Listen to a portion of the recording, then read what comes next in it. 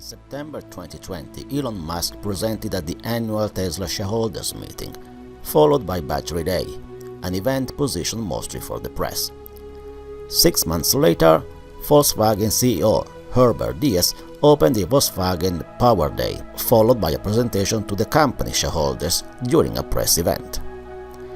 This is not the only parallel between Tesla and Volkswagen. At the Q&A session following the Volkswagen press event, Herbert Diess mentioned Tesla several times, indicating how Tesla represents the benchmark for electric car makers in manufacturing, software development, lithium mining, managing complexity, incentives, and even employees' job satisfaction. Take a listen.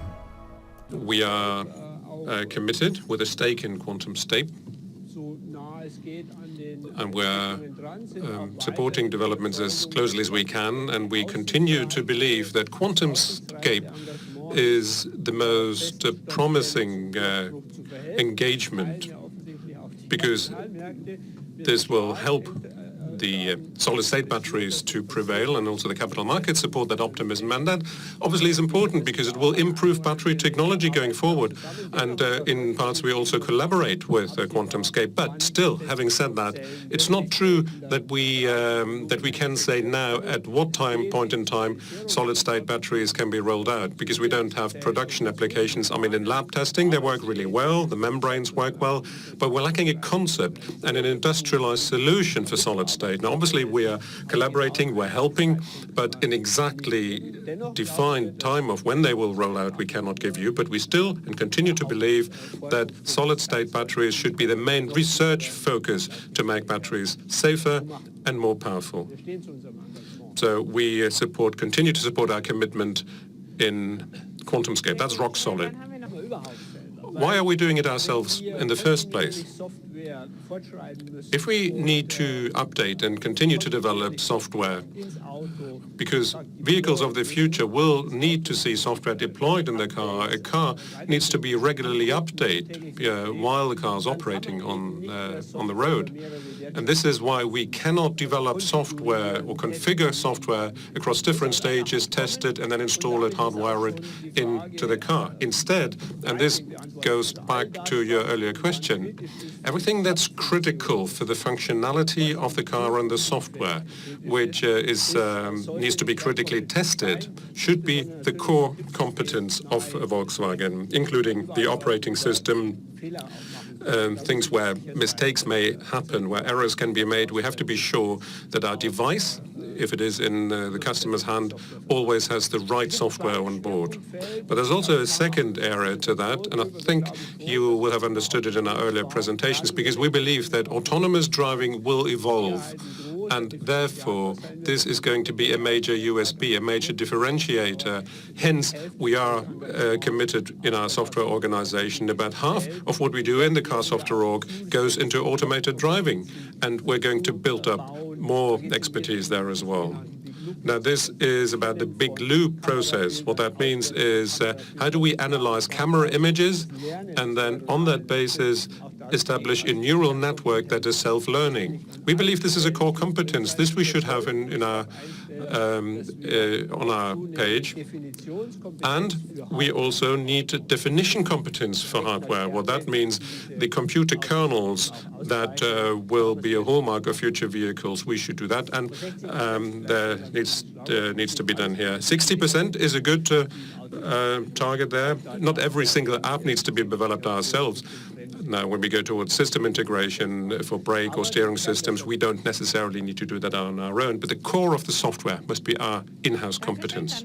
The question here refers to the European funding rules that are depending on the regions. So in highly developed regions, that development funding is rather low, with small percentages.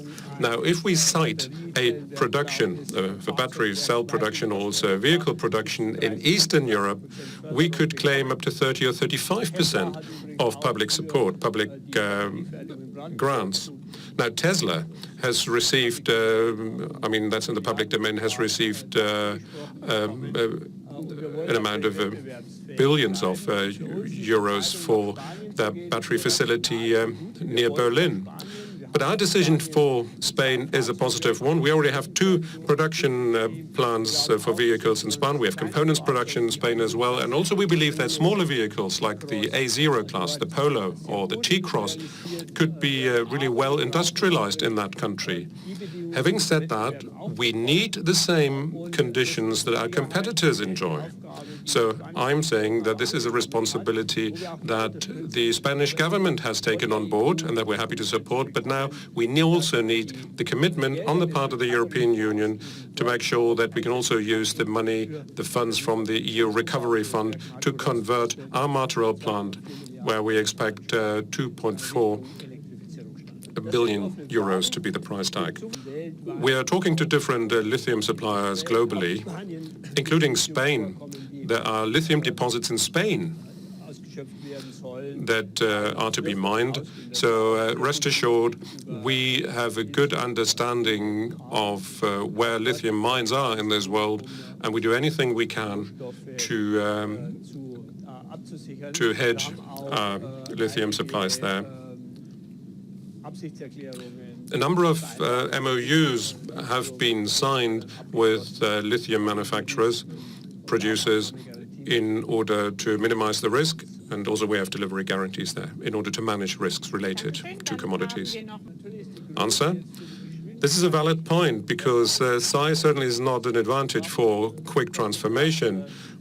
We've realized and understood now that it's actually a strenuous process to establish the software in the company and to have the right backbones in the company. It takes a lot of talking and discussion, but at the end of the day, it turns out to be an advantage. Why? Because all of the new technologies that are forward-focused are scalable. Software is a case in point. Software is important, it's scalable, hardware platforms are scalable, and they're crucially important for our future vehicle projects. And also, operating a global manufacturing network has clear advantages over what a startup would be able to do. So it's both pros and cons. We must make sure that the pros dominate, and with our current size and reach, I think we've done a good business. We have seen a good start, good step of getting our software flying.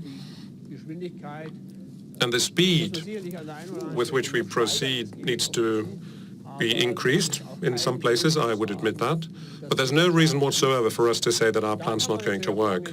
And then, in the long term, we have a major advantage because a software stack is a software stack is a software stack, no matter whether you run 1 million or 10 million or 15 million cars on that software stack.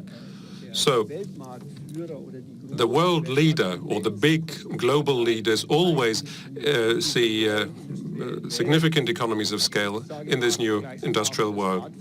It's like, what I like to do is to compare ourselves to the smartphone industry. There's not 10 or 20 different drivetrain technologies or software versions. We will be one of the consolidators. We will be offering the platforms going forward to make sure that we can play a role in that consolidated industry and at the same time maintain our size and also increase it. What we have, and this is one of the reasons, is we have adopted a radical approach to our EVs with a minimized or reduced computer architecture. In the MEB, there are only 3 computer systems, corporate, if you will, from the group. And this was a major challenge for our workforce to develop a new vehicle that is updated as it goes along. And we've done a good job. I mean, yes, there have been a few delays here and there, but we managed to get the vehicle started. We almost met our emission targets. The situation is getting better and better as we speak. ID vehicles will be updated over the air this year. So people driving those vehicles will actually see that they get better and better. So I think it's been worthwhile. It was a tour de force, no doubt about it. Our teams have been fighting hard. Thomas Ulbrich, mind you, as well, sometimes spent days and nights in putting energy into that. Yes, it has been a forceful effort, but I think we can truly say that we're doing better this year than we have been in the last couple of years. Every new ramp-up and launch project will be better and better. I mean, the same way it has been harder for Tesla to scale up factories for us, it has been just as difficult to get and perform on the level of good software management and software development. But I think we're getting better. But there's one more thing, and if I may, I'd like to add a notion here. Normally, software is developed from premium products. Audi would be someone who does that. And it's actually that reason why Audi is now in the lead of the car software organization. Because software is always a differentiator in the premium segments, and it then usually trickles down into the volume segments. Well, we couldn't do that for a number of reasons. The diesel issue and other Audi problems. And now Audi is back in the game and is contributing under that new leadership. So we believe we'll see a major boost of that. There are software groups from Audi and Volkswagen that have already been merged. So therefore, I'm quite upbeat that we're getting better and better. And then finally, this is in fact true also for many startups in the industry who obviously position themselves really well, but they shouldn't forget, this is not an easy way forward. Car making and automotive software is a very complex issue. Yes, especially in terms of autonomous driving, the design of computers and computer elements is very important. And we are not the only ones to realize that, because we've always had our say in the future generation of Mobileye or NVIDIA image recognition chips. But maybe you're right. We have to bring our definition competence back into the company and consolidate it, because our competitors are doing more, like Tesla.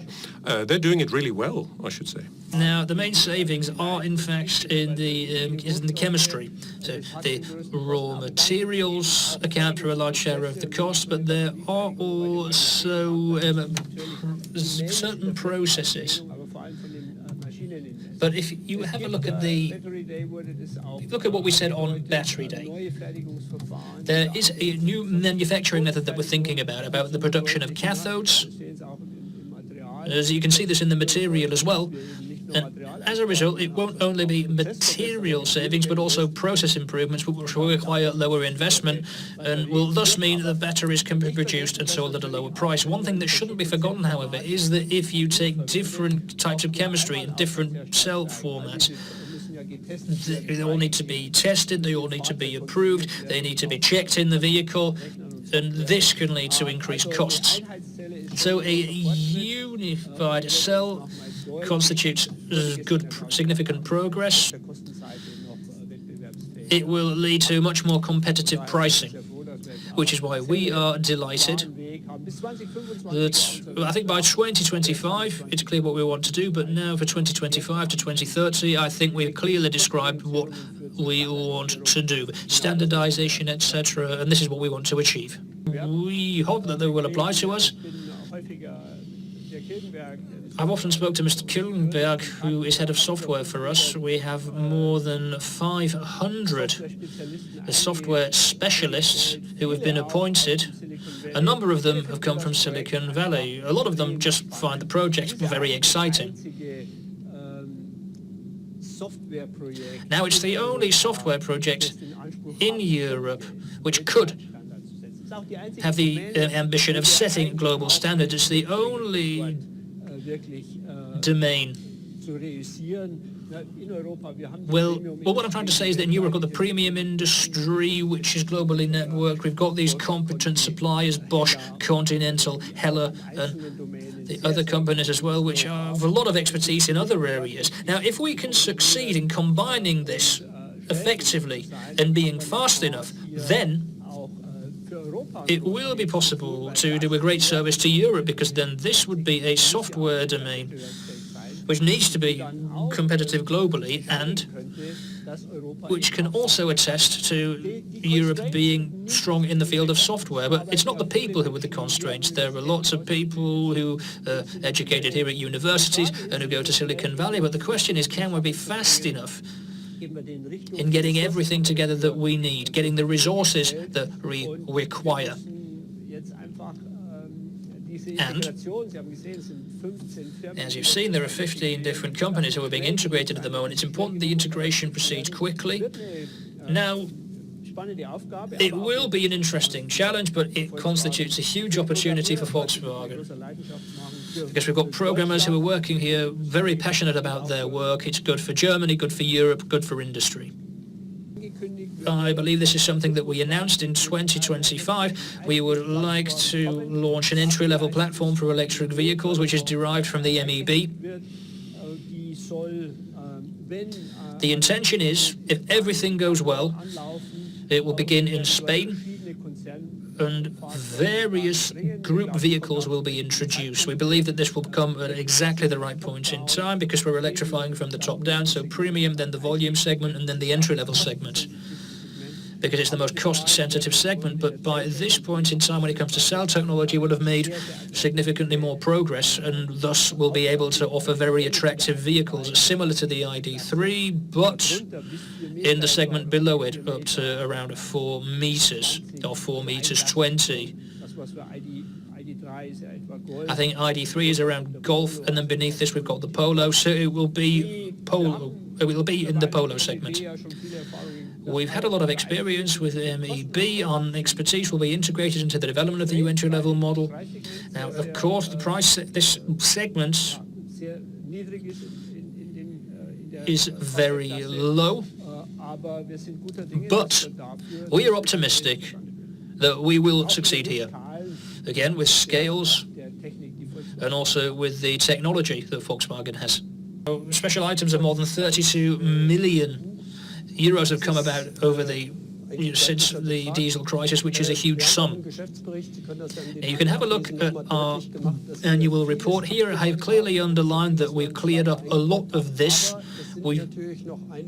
but there are still some litigation risks which are not yet concluded. This could take a few years to conclude with these litigations. We have valued all diesel-related potential charges and set aside provisions for them, but these are estimates that based on the knowledge that we have now. But when it comes to settlements, so the payments as we call them, not necessarily special items, as reported, but we expect around 2.5 billion in 2020, which is expected. So we need to distinguish between what goes through the GNV and what the payments will be over the entire period of time. But yes, we believe that we probably got the worst of it behind us, but it has not come to an end. E-mobility has won the race, but the transformation won't happen overnight. It will take 2 life cycles to change from old auto to new auto.